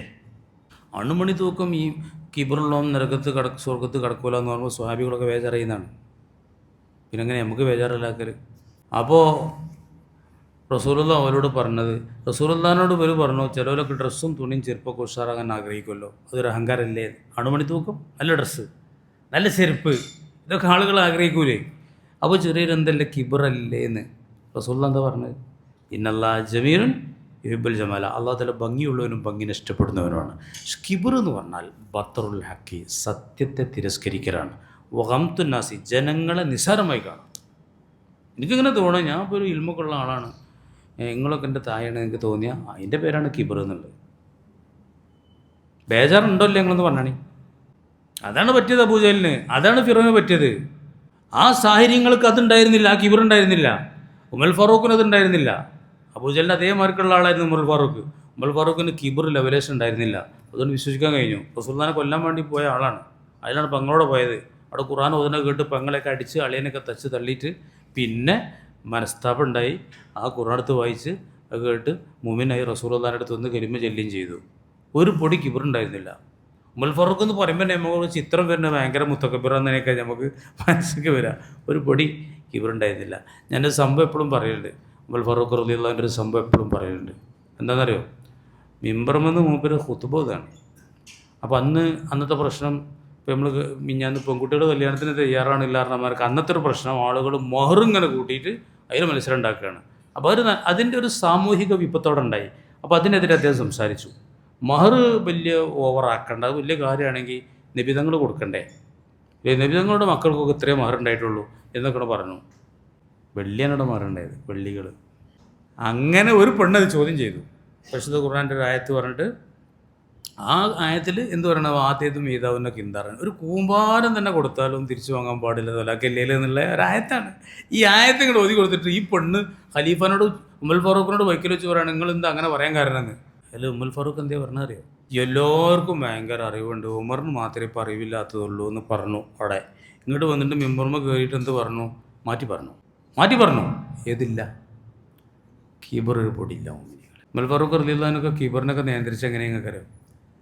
റോഡിലൂടെയൊക്കെ സാധനം വാങ്ങി തലി ചൂടിച്ച് പോവുക. ഖലീഫയാണ് കിബറില്ലാതെക്കാനേ നമുക്ക് പറ്റുമോ? വീടേക്ക് സാധനം വാങ്ങാൻ തന്നെ പോകാൻ മടിയല്ലേ നമുക്കൊക്കെ? ആരെയും കുട്ടികളല്ലേ ഇല്ലേ? സാധനം വാങ്ങി കൊണ്ടുപോകുക, ഇറച്ചി കൊണ്ടുപോകുക. അപ്പോൾ എന്തിനാ കിബർ ഇല്ലാതെക്കാൻ വേണ്ടി. നമുക്കിപ്പോൾ ഒരാളോട് പറയാൻ മടിയില്ലേ ഒരു കാര്യം? സുജൂദിൽ ഇപ്പോൾ കാല് മര്യാദയ്ക്ക് വെച്ചിട്ടില്ല എന്നാൽ ഓനെ വിളിച്ചിട്ട് പറയാൻ നമുക്ക് ഒരു ഇതാണ്, പേടിയാണ്. പറഞ്ഞു പോയാൽ എന്താ പറഞ്ഞുകൂടാന്നുള്ളൊരു പറ്റൂല. അതിൻ്റെ പേരാണ് കിബർ എന്ന് പറയുന്നത്. നിങ്ങൾക്ക് മനസ്സിലാവുണ്ടോ? ഒരാൾ സുജൂദിൽ വീഴ്ച വരുത്തണം നമ്മൾ കണ്ടു, നമുക്ക് പറയാൻ ധൈര്യമുണ്ടോ? മിക്കളും പറയില്ല. പറഞ്ഞാൽ അവഞ്ഞിങ്ങോട്ട് എന്താ പ്രതികരിക്കാന്ന് അറിയില്ല എന്നുള്ളത്. ആ പ്രതികരണമൊക്കെ എന്തുകൊണ്ടാണ്? കിബറുകൊണ്ടാണ്. ഇപ്പം എന്താ എന്നോട് പറയാന്നുള്ള ഒരു നിലയാണ്. ഏത് കിബർ? സ്വർഗത്തിൽ ടിക്കറ്റ് എന്താണ്? വിനയം. അള്ളാഹ് പറഞ്ഞെന്താണ്? സാസിഫൻ ആയാത്തി അല്ലദീന യതകബ്ബറൂന ഫിൽ അർളി ബിഗൈരിൽ ഹഖ്. അർഹതയില്ലാതെ അഹങ്കരിക്കുന്ന ആളുകളെ നമ്മുടെ ആയത്തിനെ തൊട്ട് നാം തിരിച്ചോളും. നമ്മുടെ ആയത്തുകൾക്ക് ഫലപ്പെടുകയില്ല. അർഹതല്ലോലും അഹങ്കരിച്ചോട്ടെ. അപ്പോൾ ഞാൻ പറയട്ടെ, ഏറ്റവും വലിയ നിയമത്തും ഏറ്റവും വലിയ ദർജയുള്ളത് ആർക്കാണ്? റസൂലുള്ളാഹി സ്വല്ലല്ലാഹു അലൈഹി വസല്ലം. ലോകം കണ്ടതിൽ ഏറ്റവും വലിയ വിനയാനിതനുമാരനെയാണ് റസൂലുള്ളാഹി സ്വല്ലല്ലാഹു അലൈഹി വസല്ലം. ഞാൻ വേണമെങ്കിൽ ഒരു ഉദാഹരണം പറഞ്ഞുതരാം. മക്ക ഫത്ഹ എന്ന് ഏതൊരു രംഗങ്ങളൊന്നും ആലോചിച്ച് നോക്കണം. 10,000 കണക്കിന് സ്വഹാബത്തിൻ്റെ അകമ്പടിയോടുകൂടെ ഒരു രക്തരഹിത വിപ്ലവം എന്ന് വേണമെങ്കിൽ പറയാം. ഒരു ഏറ്റുമുട്ടലൊന്നുമില്ല. പറഞ്ഞാൽ ഇക്രിമ റളിയല്ലാഹു ഒരു ഭാഗത്ത് കുറച്ചാൾ ഒരു ചെറിയ സംഘടന ഉണ്ടാക്കിയെന്നല്ലാതെ റസൂലുള്ളാഹി വന്ന ഭാഗത്തൊന്നും ആരും എതിർപ്പില്ല. കൂളായിട്ട് നടന്നു വന്നൊക്കെയാണ്.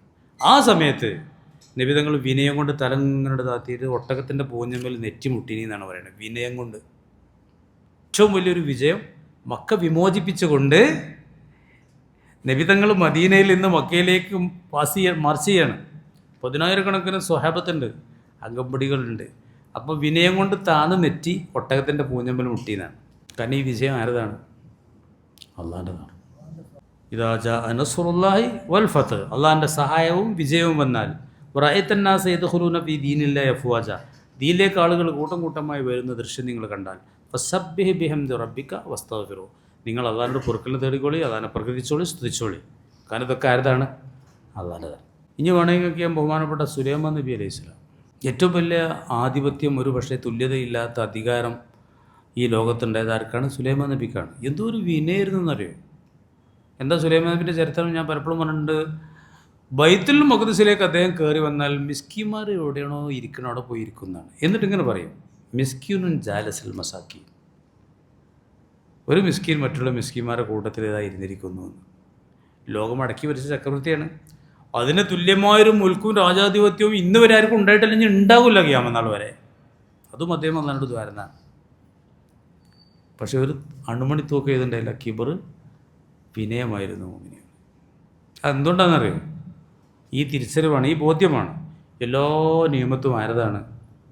റസൂൽ കരീം സല്ലല്ലാഹു അലൈഹി വസല്ലം രാവിലെ വൈകുന്നേരം പറഞ്ഞു, അല്ലാഹുമ്മ മാ അംസാ ബി മിൻ നിഅമത്തിൻ, അല്ലാഹുവേ ഈ പ്രഭാതത്തിൽ എനിക്ക് വല്ല നിയമത്തുമുണ്ടെങ്കിൽ, ഔ ബി അഹദി മിൻ ഖൽഖിക, അല്ലെങ്കിൽ നിൻ്റെ ഏതെങ്കിലും ഒരു സൃഷ്ടിക്ക് വല്ല നിയമത്തും ഉണ്ടായിട്ടുണ്ടെങ്കിൽ, ഫമിൻക, അതിൻ്റെ ദായകൻ നീയാണ്, വഹദക, നീ മാത്രം, ലാ ശരീക ലക, ഒരു പങ്കാളി നീ. എല്ലാ നിയമത്തും അള്ളാൻ്റെതാണെങ്കിൽ പിന്നെ എന്തിനാണ് നമ്മൾ നിയമത്തിൻ്റെ പേര് അഹങ്കരിക്കണത്? അഹങ്കരിക്കല്ല ചെയ്യുക, വിനയം കൂടുകയാണ് ചെയ്യുക. കാരണം നിയമത്തില്ലാത്തൊരുത്തനെ കാണുമ്പോൾ നമുക്ക് ഒന്നും കൂടി വിനയം കൂടുകയാണ് ചെയ്യുക. എങ്ങനെ വിനയം? നമ്മളെന്താ ചിന്തിക്കേണ്ടത്? ഞാൻ പലപ്പോഴും പറഞ്ഞിട്ടുണ്ട്, ഓൻ്റെ മാർക്കല്ല ഞാൻ. അള്ളാഹുത്തല ഓനേക്കാളും എനിക്ക് കുറച്ചുകൂടി തന്നാണ്, അതുകൊണ്ട് ഓനേക്കാളും ഞാൻ അള്ളാഹുവിനോട് കടപ്പെട്ടവനാണ് എന്നുള്ള ഒരു വിനയമാണ് ബോധ്യമുള്ളവരുണ്ടാകുക. ഇന്നലെ ഇപ്പോൾ നമ്മൾ പറഞ്ഞല്ലോ, വല്ല വൈകല്യങ്ങളൊക്കെ ഉള്ള കുട്ടികളാണ് എന്ന് ഗർഭപാത്രത്തിൽ അറിയുകയാണെങ്കിൽ, ഗർഭമുള്ള സമയത്ത് അറിയുകയാണെങ്കിൽ എടുത്ത് ഒഴിവാക്കാനാണ് പറയുന്നത്. സംഗതി എടുത്ത് ഒഴിവാക്കരുത്. അള്ളാഹുത്തല അത് അതിലൊക്കെ വലിയ ദൃഷ്ടാന്തങ്ങളുണ്ട്. ആ കുട്ടി അങ്ങനെ വൈകല്യം ഉണ്ടായിട്ട് ജനിക്കണം. അപ്പം ഉമ്മാക്കും ബാപ്പാക്കും ലോകത്തിനും അതൊരു പാടാണ്. എന്താ പാഠം? അള്ളാഹുത്തല നമ്മളങ്ങനെയൊന്നും ആക്കിയില്ലല്ലോ എന്നുണ്ട്. നമുക്ക് ഈ തികവൊക്കെ ഉണ്ടായത് നമ്മളെ കൈവോ ഉമ്മാൻ്റെയും ബാപ്പാൻ്റെയും കൈവോ ഡോക്ടർമാരുടെ കൈവൊന്നും അല്ല. ആരെ കൈവാണ്? അള്ളാൻ്റെ. എന്താ ഓനെ കണ്ടാൽ പറയണത് നിങ്ങൾക്ക് അറിയോ? ഓനെ കണ്ടാൽ അങ്ങനെ അൽഹംദുലില്ലാഹി അല്ലദീ ആഫാനി, എനിക്ക് സൗഖ്യമരുളി അള്ളാഹ്ക്ക് സ്തുതി, വമബ്തലാനി, എന്നുള്ളതിൽ ഇങ്ങനെ പരീക്ഷിച്ചില്ല, വഫല്ലനി അലാ കസീരി മിമ്മൻ ഖലഖ തഫ്ദീല, അള്ളാഹ് പടച്ച ഒരുപാട് ആളുകളെക്കാൾ അള്ളാഹ് എന്നെ ശ്രേഷ്ഠമാക്കിയിരിക്കുന്നു എന്നാണ് ആരെ കാണുമ്പോൾ പറയേണ്ടത്? വൈകല്യമുള്ളവനെ കാണുമ്പോൾ ഓൻ കേൾക്കാതെ പറയണമെന്നാണ്. വേറൊരു വിഭാഗത്തിൽ ഇങ്ങനെയുണ്ട്, അൽഹംദുലില്ലാഹി അല്ലദീ ആഫാനി മിമ്മബ്തലാക ബിഹി, നിന്നെ അള്ളാഹ് പരീക്ഷിച്ച ആ പരീക്ഷണത്തെ തൊട്ട് അള്ളാഹ് എന്നെ എന്താക്കി കാത്തു. ആ അള്ളാഹ്ക്കാണ് സ്തുതി. അതാണ് നിങ്ങൾ. അല്ലാതെ ഓനെങ്ങനെ കാണുമ്പോൾ ഓനൊരു അധമനാണ്, മോശപ്പെട്ടവനാണ്, ഞാനൊരു തികവുള്ളവനാണെന്നുള്ള ഹുങ്കൊരിക്കലും ബോധമുള്ളവന് വരില്ല. ഒരു സുന്നത്തായ സുജൂദ് മോഡുണ്ട്, നമ്മൾ കണ്ടിട്ടില്ലേ? ശുക്രൻ്റെ സുജൂദ്. ശുക്രൻ്റെ സുജൂദ് സജദ വജിയലില്ലദീ ഖലഖഹു വസവ്വറഹു വശക്ക സമ്മഹു വബസറഹു ബിഹൗലി വഖുവത്തി ഫതബാറകല്ലാഹു അഹ്സനുൽ ഖാലിഖീൻ എന്നാണ് ചൊല്ലേണ്ടത്. ശുക്രൻ്റെ സുജൂദിൽ അത് തന്നെയാണ്, തിലാവത്തിൻ്റെ സുജൂദിലും അത് തന്നെയാണ്. ഈ ശുക്രൻ്റെ സുജൂദ് സുന്നത്താണ്. വൈകല്യമുള്ളവനെ കാണുമ്പോൾ നമുക്ക്, അംഗവൈകല്യമുള്ള ആളുകളെ അപ്പം ചെയ്യാൻ പറ്റില്ല. ഇത് ചെല്ലാലോ. അൽഹംദുലില്ലാഹി അല്ലദീ ആഫാനി മിമ്മബ്തലാക ബിഹി, അല്ലെങ്കിൽ എല്ലാവരും എളുപ്പമാണ്. അൽഹംദുലില്ലാഹി തൊയ്ഫിലൊക്കെ കൊടുത്ത ഹദീസ് എങ്ങനെയാണ്? അൽഹംദുലില്ലാഹി അല്ലദീ ആഫാനി വമബ്തലാനി, എന്നെ സൗഖ്യമാക്കി, എന്നെ അല്ലാഹു തആല പരീക്ഷിച്ചില്ല. എനിക്ക് ന്യൂനത അല്ലാഹു തആല അറിയാത്തവർക്ക് പിന്നെ മലയാളത്തിൽ പറയാൻ നല്ലത്. പൊതി കൂലൊക്കെ ഉണ്ടാവും കരുതുക. ഹദീസിലൊക്കെ വന്നമാർക്കാണ്. മലയാളമൊന്നും തർജ്ജമൊന്നും ഒരിക്കലും ഈ അറബിൻ്റെ അടുക്ക് എത്തൂല. അറബിക്ക് നമ്മൾ ഈ പറഞ്ഞ അർത്ഥം മാത്രമൊന്നുമല്ല പഠിച്ചോനെ, ഭയങ്കര അർത്ഥങ്ങളാണ്. ഒരു ആഫാനി പറഞ്ഞപ്പോൾ ആഫിയത്ത് നൽകി. എന്താ ഈ ആഫിയത്ത് വെച്ചിട്ട് നിങ്ങൾ? അതിന് മലയാളങ്ങളെന്ന് പറഞ്ഞാണെങ്കിൽ കുറേ പറയണ്ടാവും. പണ്ടൊരാളിനോട് പറഞ്ഞു, സുജൂൻ്റെ ഉള്ളിൽ ഇരുന്ന് റബ്ബി ഗുഫ്റിലി വറഹ്മനി വഅ്ദിനി വആഫിനി അറിയുമ്പോൾ എൻ്റെ രോഗം മാറ്റി തരണേന്ന്. രോഗം മാറ്റി തരാമെന്ന് മാത്രമല്ല, ഒരു ദുരന്തത്തിലും അപകടത്തിലും പെടാതിരിക്കുക, സമ്പൂർണ്ണമായ സൗഖ്യം, എല്ലാ നിലക്കും സൗഖ്യമാകുക എന്നതിൻ്റെ അർത്ഥം.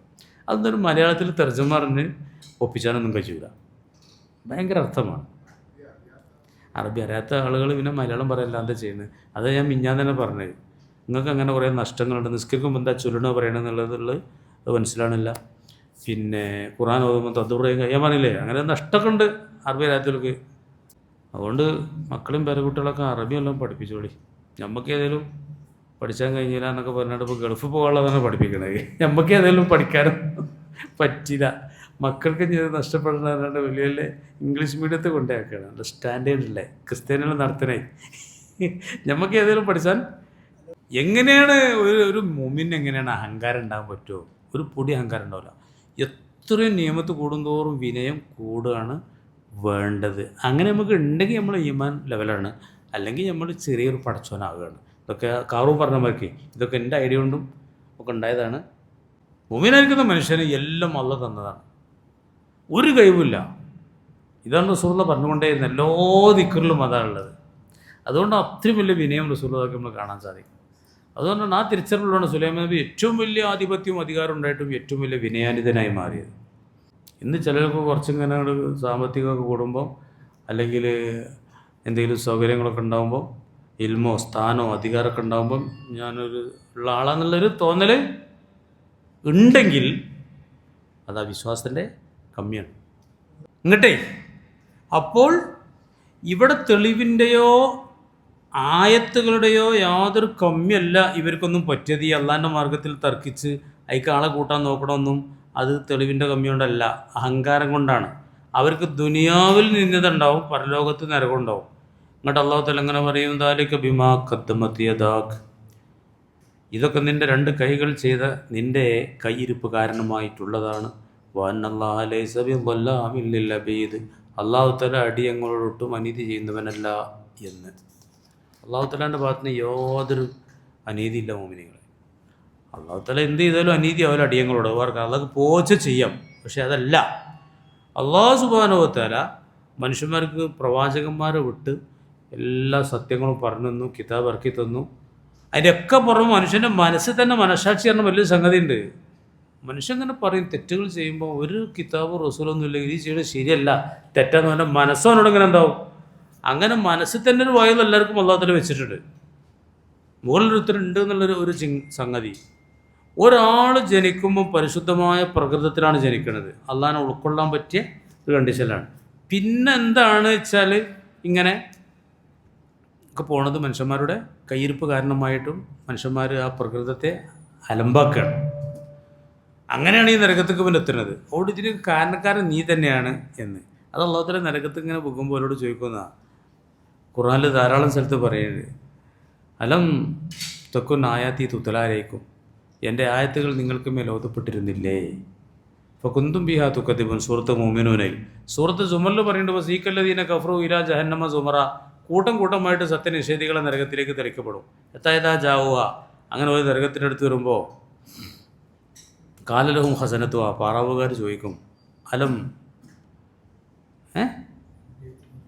അലം യത്തിക്കും റുസുലും മീങ്കും യത്തുലൂൻ അലൈക്കും അല്ലേ ആയാത്തി റബ്ബിക്കും, റബ്ബിൻ്റെ ആയത്ത് ഓതി തരാൻ നിങ്ങൾക്കാരും വന്നിരുന്നില്ലേ എന്നൊക്കെ.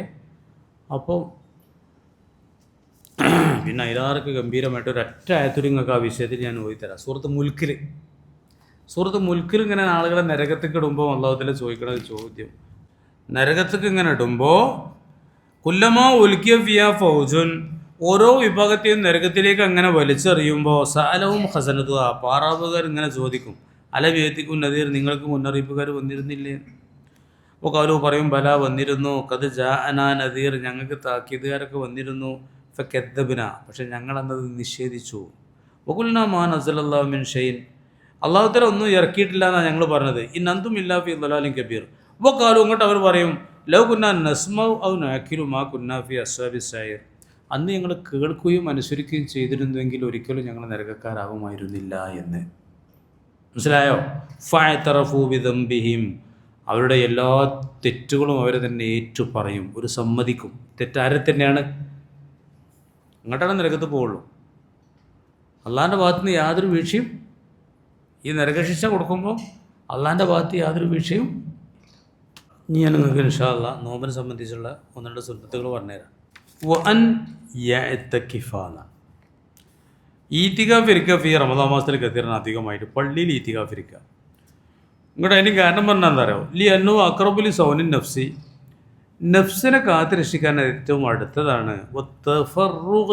ഇബാദത്തി, ഇബാദത്തിലേക്ക് കണ്ട് ഒയ്യാനും നഫ്സ് സമ്പൂർണ്ണമായിട്ട് ഇബാദത്തിലേക്ക് കണ്ട് ലയിക്കാനൊക്കെ ഏറ്റവും നല്ലത് പള്ളിയിൽ ഈത്തികാഫിനെ വർദ്ധിപ്പിക്കുക, ഈത്തികാഫ് വർദ്ധിപ്പിക്കുക. ഇങ്ങോട്ട് പറയണ്ടേ, ലാ സിയമാ ബിൽ അശറിൽ അവാഖിരി മിന്നു, അവസാനത്തെ 10 പ്രത്യേകമാണ് ഈത്തികാഫ്. ഫയതഅക്കദു ലഹു, അപ്പോൾ അവസാനത്തെ 10 ഏറ്റവും മുടുക്കാണ് ഇക്താറു സലാസത്തിൽ മദ്കൂറത്ത്, ഈ പറയപ്പെട്ട 3 വർദ്ധിപ്പിക്കൽ, ദാനധർമ്മങ്ങൾ വർദ്ധിപ്പിക്കുക, ഖുർആനത്ത് വർദ്ധിപ്പിക്കുക, ഈത്തികാഫ് വർദ്ധിപ്പിക്കുക. എന്താ? റജാ മുസാദഫത്ത് ലൈലത്തുൽ ഖദരി, ലൈലത്തുൽ ഖദറിനെ പ്രതീക്ഷിച്ചിട്ടാണത്. എന്നിട്ട് അവിടെ ഷറയിൽ ഇങ്ങനെ പറഞ്ഞിട്ട് സിർവാനിയിൽ, വയസ്സന്നോ യംസോ മുഅ്തകിഫൻ ഇലാ സ്വലാത്തിൽ ഈദി, പെരുന്നാൾ നിസ്കാരം വരെ പള്ളിയിൽ ഈത്തികാഫ് ഇരിക്കണം. കേട്ടോളി, പെരുന്നാൾ നിസ്കരിച്ചിട്ട് ഈത്തികാഫും കഴിഞ്ഞ് പോകാൻ പാടുള്ളൂ.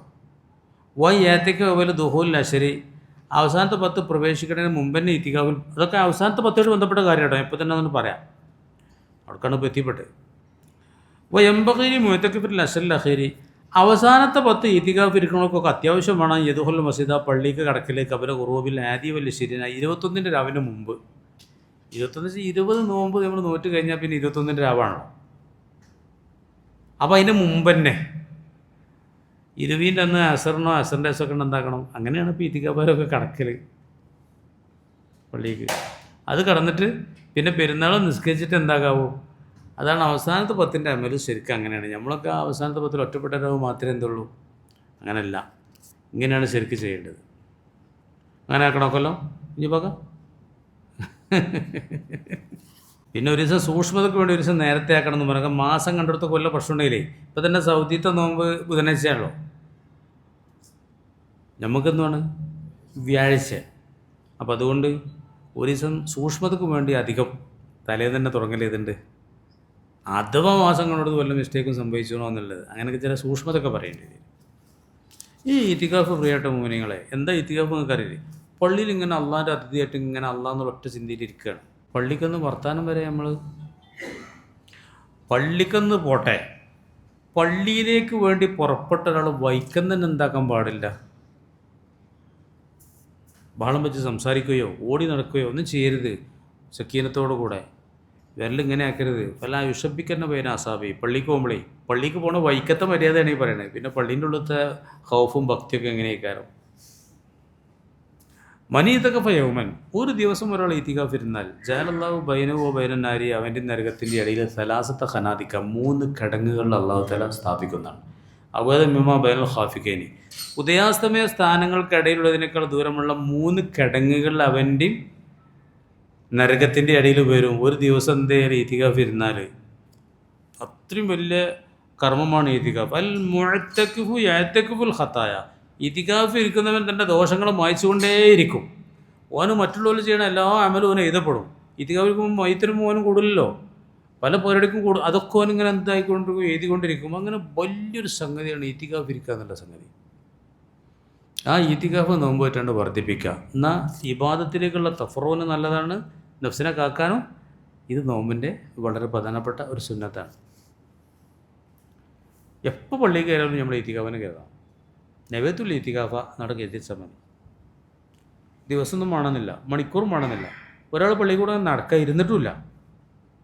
ഒരു നിസ്കാരത്തിൻ്റെ ഒരു തുമനീനത്തിൻ്റെ കതറില്ലേ, റുക്കൂ സുജൂദിലൊക്കെ ഒരു അനക്കങ്ങളടങ്ങി അത്ര മതി എന്നാണ് ഇത്തികാഫിന്. അപ്പോൾ എപ്പോൾ കയറിയാലും നമുക്ക് ഇത്തികാഫിന് പറ്റിയ കയറൽ മാത്രമേ നിങ്ങളെ സംബന്ധിച്ചൊക്കെ പള്ളിയിലുണ്ടാവുള്ളൂ. ഞങ്ങൾക്ക് പിന്നെ ചിലപ്പോൾ ഈ വാതിൽ കൂടെ ഇറങ്ങി ആ വാതിൽ കൂടെ പോകണ സംഗതിയൊക്കെ ഉണ്ടാവും. അപ്പോൾ പറ്റില്ല. പള്ളി കൂടെ വെറുതെ പോയി ഈ വാതിൽ കൂടെ ഇറങ്ങി അങ്ങനെ ആ വാതിൽ കൂടെ പോയി നടന്നു പോയതാണ്. ഞാൻ ആദ്യം പറഞ്ഞതല്ല, പള്ളി കൂടെ ഇങ്ങനെ നടക്കുകയാണ്, ഇരുന്നിട്ടില്ല, കുത്തിരുന്നിട്ടുമില്ല, കടന്നിട്ടുമില്ല, പള്ളിയിലിങ്ങനെ ഉലാത്തണമല്ലോ, അതിനും ഈത്തിക്കാഫ് എന്ന് പറയും. അങ്ങനെ ഈത്തിക്കാഫ് എന്ന് പറഞ്ഞത് ഒരു ഭയങ്കരമായ ഇബാദത്താണ്. റസൂൽ കരീം സല്ലല്ലാഹു അലൈഹി വസല്ലം ഞങ്ങളും കുടുംബമൊക്കെ അവസാനത്തെ 10 ഈത്തിക്കാഫ് ഇരുന്നതാണ്. ഉമ്മഹാത്തുൽ മുഅ്മിനീങ്ങളും ഇരുന്നിട്ടുണ്ട്. ഏത് പള്ളിയിലും പറ്റും, ജുമാഅത്ത് പള്ളിയാണ് ഏറ്റവും നല്ലത്. ഞാൻ ഈത്തിക്കാഫിനെ കരുതി എന്ന് പറഞ്ഞിട്ട് പിന്നെ മൂത്രമൊഴിക്കാൻ പോയി എന്നാൽ പിന്നെ പുതിയ കരുതണമെന്നാണ് ചിലരൊക്കെ ചോദിക്കല്. അത് തിരിച്ചു വരും എന്നുള്ളൊരു അസമോടും ഉറപ്പോടും കൂടിയാണ് പോയത് വെച്ചെങ്കിൽ വന്നിട്ട് പുതിയ നിയത്ത് എന്താക്കേണ്ടതില്ല, വെക്കേണ്ടത് ഇല്ല എന്നാണ്. അതേമാതിരി ഒരു 10 ദിവസം ഈത്തിക്കാഫ് ഇരിക്കണമെന്ന് കരുതിയാൾ പിന്നെ മൂത്രമൊഴിക്കാനും കക്കൂസ് പോകാനൊക്കെ പോകില്ലേ, അതൊക്കെ ഈ 10 ദിവസത്തിൻ്റെ ഇടയിൽ എന്തായാലും ഉണ്ടാകുന്ന ഉറപ്പല്ലേ. അതിനൊന്നും പിന്നെ നിയത്ത് പുതുക്കേണ്ടതില്ല. അവൻ വേറെ എന്തിനേയും പോയാൽ പ്രശ്നമാണ്. അങ്ങാടിക്ക് പോയി വേറെ എന്തിനേയും കാര്യത്തിന് പോയി മലമൂത്ര വിസർജനത്തിനൊക്കെ പോകാം. അതിനിടയിൽ ഭാര്യയായിട്ട് സംയോഗം ചെയ്താൽ ഇത്തികാഫ് ബാത്തിലാവുന്ന. സംയോഗം പാടില്ല, ചുംബനങ്ങൾ, അതൊന്നും ഇത്തികാഫിൻ്റെ ഇടയിൽ പാടില്ല. അതൊക്കെ തെറ്റാണോ? അതൊക്കെ നല്ല കാര്യങ്ങളല്ലേ. ഇത്തികാഫിന് പറ്റൂല. ഇത്തികാഫ് പറഞ്ഞാൽ അള്ളാഹുലേക്ക് അങ്ങോട്ട് ചേരാണ്. അതാണ് ഇത്തികാഫ്. ആ ഇത്തികാഫ് നോമ്പിന് പ്രത്യേകം ഏതാണ്? സുന്നത്താണ്. ഇനിയും സുന്നത്തുകളുണ്ട്, ഇൻഷാ അല്ലാഹ് നമുക്ക് നാളെ പറയാം. ഇനി പോയി പറഞ്ഞതിനാൾക്കാരെന്തെങ്കിലും ചോദിക്കണ്ടേ ചോദിക്കാം. അത്യാവശ്യ കാര്യത്തിന് പോയെങ്കിൽ ആദ്യം കരുതണം, കഥ കൂട്ടണം. നേർച്ചയാക്കിയതൊക്കെ ആണെങ്കിൽ കഥ കൂട്ടണം. സുന്നത്താണെങ്കിൽ കഥ കൂട്ടേണ്ട ആവശ്യം. ഇത്തികാഫ് മുറിഞ്ഞു. ഇപ്പോൾ ഇത്രയും ദിവസം ഞാൻ ഇത്തികാഫ് ഒരു 10 ദിവസത്തെ ഇത്തികാഫിനെ കരുതി. 10 ദിവസത്തെ ഇത്തികാഫിനെ അതിൻ്റെ ഇടയിൽ എന്തോ ഒരു അത്യാവശ്യം ഉണ്ടായോ പോയി. എന്നാൽ ആ 10 ദിവസത്തേക്ക് എത്ര സമയമാണ് ഈ പോയത്, ആ സമയം അതിന് കഥ കൂട്ടുമ്പോൾ 10 ദിവസമായിട്ട് കൂട്ടുള്ളൂ. അത് നേർച്ചയാക്കിയതാണെങ്കിൽ നിർബന്ധമായിട്ടും എന്താക്കണം, അപ്പോൾ കഥ നോമ്പിൻ്റെ ഫിദിയ എന്താണെന്നല്ലേ, അങ്ങനെ ഒരു ബാബുണ്ട്. ഫിദിയ എന്താണ്, ഫിദിയ എത്ര കൊടുക്കേണ്ടതാണ്? ഈ ഒരു മുദ്ദാണ് അരീസിന് കൊടുക്കേണ്ടത്. ഒരു മുദ്ദ പറഞ്ഞാൽ 750 ഗ്രാം അരിയാണ് ഫിദിയ ഒരു ദിവസത്തെ നോമ്പിന് കൊടുക്കേണ്ടത്. ഫിദിയ ആരാ കൊടുക്കേണ്ടത് വെച്ചാൽ, ഇപ്പോൾ നോമ്പ് വെൽക്കാൻ കഴിയൂല, ഡോക്ടർമാർ പറഞ്ഞാണ് യാതൊരു കാരണവശാലും ഇയാൾക്ക് ഇനി സോക്കട് മാറിയിട്ട് നോമ്പ് വെൽക്കാൻ കഴിയൂല എന്നാണെങ്കിൽ മാത്രമേ ഫിദിയ കൊടുക്കേണ്ടുള്ളൂ. മനസ്സിലായോ? അല്ലാതെ ഇപ്പോൾ നോൻപെടുക്കാൻ വയ്യാത്ത കഴിഞ്ഞ് സുഖമായിട്ട് പിന്നെ നോൽക്കാൻ കഴിയുമെങ്കിൽ അയാൾ ഫിദി എടുത്തിടത്തും കാര്യമില്ല, അയാൾ കള്ളാന്നെ കൂട്ടേണ്ടി വരും. ഇല്ല അവിടെ സോക്കടേരനാണ്, അല്ലെ വയസ്സായിക്കണ്, ഒരിക്കലും നോമ്പെടുക്കാൻ കഴിയൂല. 90 വയസ്സാ ശന്യൊന്നുമില്ല. ശന്യുണ്ടെങ്കിൽ മുമ്പ് എടുക്കേണ്ട ആവശ്യമില്ല, ഫിദിയും വേണ്ട, തക്ലീഫില്ലല്ലോ. ചിലർ ചെന്നി അവർക്ക് റമദാൻ എന്താണ് ഒന്നും ഓൾക്ക് അന്ധവിശ്വാസമൊന്നും ഉണ്ടാവില്ല. ഓരോ കാര്യമല്ല പറയണത്. ബുദ്ധിയൊക്കെ ഉണ്ട്, നോമ്പ് വെക്കാൻ കഴിവില്ല, അങ്ങനത്തെ ഫിദിയ കൊടുക്കേണ്ടത്. എത്ര കൊടുക്കേണ്ടത്? 750 ഗ്രാം. അത് ഫക്കീറിനോ മിസ്കീനോ തന്നെ കൊടുക്കും വേണം. സക്കാത്തിൻ്റെ അവകാശികളിൽ വേറൊരാൾക്കൊന്നും കൊടുക്കാൻ പാടില്ല. ഫക്കീറിനോ മിസ്കീനോ. ഒരു മാസത്തെ ഫിദിയ ഒന്നായിട്ട് ഒരാൾക്ക് വേണമെങ്കിൽ കൊടുക്കും ചെയ്യാം. 30 ആൾക്ക് കൊടുക്കത്തോളൊന്നും ഇല്ല. ഒരു നോമ്പിനൊരു മുദ്ദാണ് ഫിദിയ. ചിലരൊക്കെ ഇപ്പോൾ നോമ്പ് ഇപ്പോൾ തൽക്കാലം നോക്കാൻ കഴിയൂല, സുഖമാവും എന്നാലും മുദ്ദ കൊടുക്കാൻ കരുതി നിൽക്കേണ്ടത്. അത് ശരിയല്ല. സുഖമാവും എന്നുള്ളത് സുഖമായിട്ട് കഥ വീട്ടിലേ മാറുകയുള്ളൂ. സുഖമായില്ല. ഇപ്പോൾ കൊയ്യാൻ ചോദിച്ചൊരു ചോദ്യമാണ്. ഒരാൾക്ക് ഇപ്പോൾ സുഖമല്ല, അങ്ങനെയുള്ള സുഖമാവും എന്ന് കരുതി സുഖമായിട്ടൊക്കെ നോക്കാൻ കരുതി. പക്ഷേ അയാൾക്ക് സുഖമാകാതെ അങ്ങനെ തന്നെയാണ് മരിച്ചത്. അയാൾക്ക് ഒത്തുമില്ല, ഫിദിയില്ല, കള്ളാവുമില്ല, ഒന്നും വേണ്ടേ ഇല്ല. ഫിദി എപ്പോഴും വരുന്നുള്ളൂ അറിയോ? സോക്കടൊക്കെ മാറി നോമ്പ് വെക്കാനൊക്കെ ചാൻസ് കിട്ടിയിട്ട് നോറ്റിട്ടുണ്ടെങ്കിലാണ്. ഇത് അങ്ങനെ ഉണ്ടായില്ല. അയാൾ 4 ദിവസം സോക്കടായി കിടന്നു, അതിൽ തന്നെ അയാൾ മരിച്ചു. നോമ്പ് കഴിഞ്ഞതിന് മുമ്പ് തന്നെ മരിച്ചു. നോമ്പ് കഴിഞ്ഞ് ഒരാഴ്ച കടന്നിട്ട് മരിച്ചു. അപ്പോൾ അയാൾക്ക് നോമ്പ് വെക്കാനുള്ള ചാൻസ് അവിടെ കിട്ടിയിട്ടില്ല. അയാളെ സംബന്ധിച്ചതില്ല. സുഖമെന്ന് പ്രതീക്ഷ ഉള്ള ആളായിരുന്നു. ഇല്ല, ഇത് സുഖമാവില്ല എന്ന് ഡോക്ടർമാർ പറഞ്ഞ കേസാണെങ്കിൽ അപ്പം ഇതാക്കണം, അത് കൊടുക്കണം.